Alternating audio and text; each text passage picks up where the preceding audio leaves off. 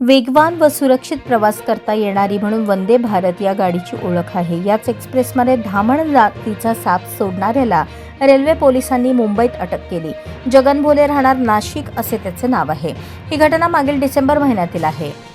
जगन याने 2.5 फूट लांबीचा धामण जातीचा साप ठाणे स्टेशनमध्ये वंदे भारत या गाडीत सोडला होता. वंदे भारत सोलापुरात आल्यावर सापाला पकडण्यात आले. संबंधित तरुणाला रेल्वेच्या न्यायालयाने 14 दिवसांची न्यायालयीन कोठडी सुनावली आहे. गाडी क्रमांक 22-225 या वंदे भारत एक्सप्रेसच्या C16 कोचमधील स्वच्छतागृहात धामण जातीचा साप आढळला. हा साप वंदे भारतमध्ये कसा पोहोचला याचा तपास करण्यासाठी गाडीतील CCTVचे चित्रीकरण तपासण्यात आले. यात जगन भोले हा तरुण ठाणे स्थानकात गाडीत साप सोडतानाचे स्पष्टपणे चित्रीकरण दिसून आले. पुढे कर्जत स्थानकात प्रवाशांना स्वच्छतागृहात हा साप दिसून आला, पण नंतर साप आढळला नाही. पुढे पुणे स्थानकातही साप शोधला, तिथेही साप सापडला नाही.